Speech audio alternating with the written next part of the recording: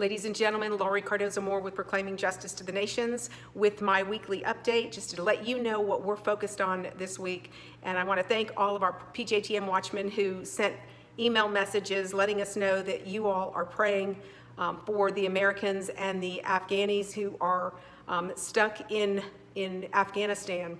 And unfortunately, the current administration, the feckless current administration, has left Americans. They're leaving our allies behind. And now our allies around the world are shocked at the policy of the Biden administration. So I want to continue to ask you, please be in prayer. Please, ladies and gentlemen, this is such an urgent need. These people want to get out and cannot get out.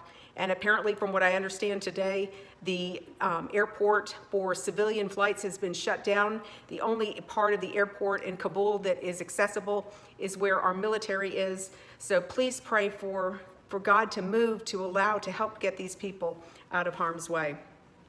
But of course, here back home, we're all watching the outrage that is continuing to unfold in school boards and in classrooms across this country. Just last week, I heard here in Orlando at one of the high schools, Edgewater High School, a student was asked to leave his classroom by a teacher because he refused to put a mask on.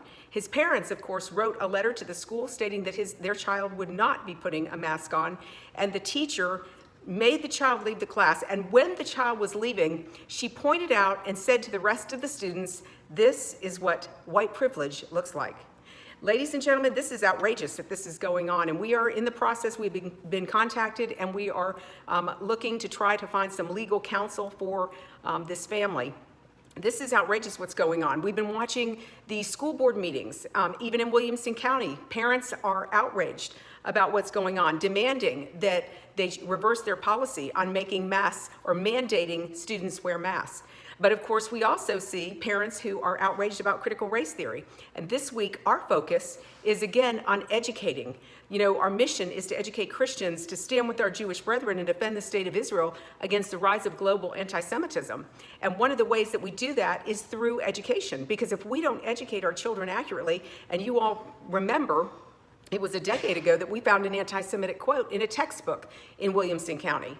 And that anti-Semitic quote was removed from that Pearson published textbook, only to find out just a couple days ago that Pearson has republished a new edition of that textbook with more anti-Semitic references in them. So it's amazing how this never goes away. These people continue to publish this propaganda and then give it to our children, and we wonder why anti-Semitism is on the rise. Well, it's because publishers like Pearson Publishing is helping to fuel it. But we're focused this week on telling the story. In fact, my podcast this week is going to be focused on telling the story of the Puritans, the separatists. They, of course, you all know, came over on the Mayflower. And this was in 1620. They signed the Mayflower Compact, which actually was the first document that our founding documents were based upon. The Mayflower Compact was an important document because it showed the heart of the people. It showed the mindset of the people who came over here, the Puritans, the separatists. These people believed that they were the lost tribes of Israel. They believed that their coming across the Atlantic Ocean to come to the New World was their Red Sea crossing.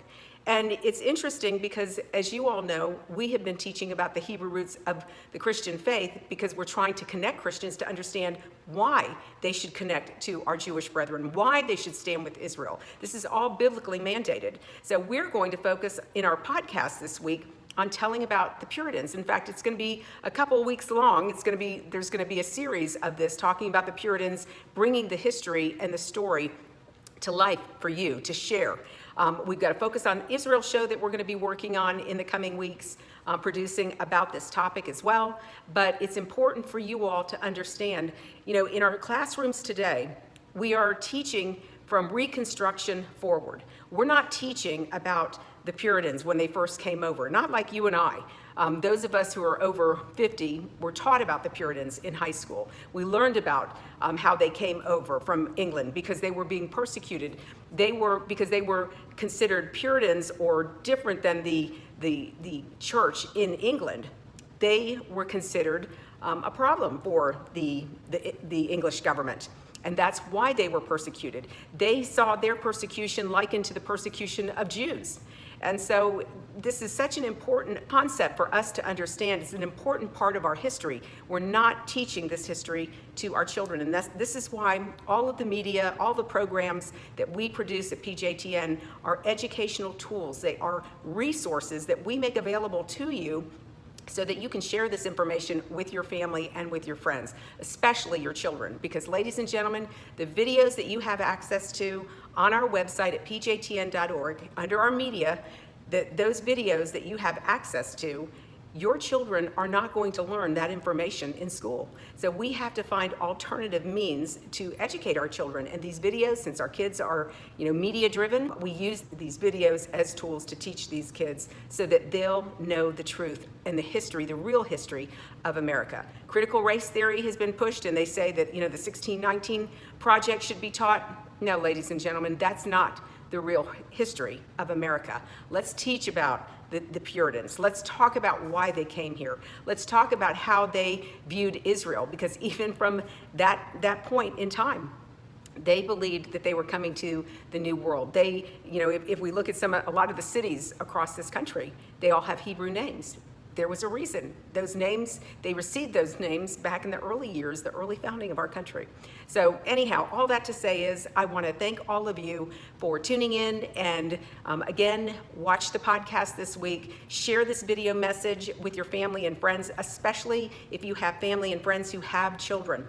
Sit down and watch and listen to our podcasts on the Puritans. All of our podcasts are all educational, but it will be available this coming weekend, and we look forward to hearing your comments, your thoughts, your feedback on the program. So ladies and gentlemen, God bless you all. Thank you so much for all you do on behalf of our Jewish brethren and the state of Israel, and please remember to pray for the Americans and the Afghanis in Afghanistan for God's divine protection upon them and a way of escape.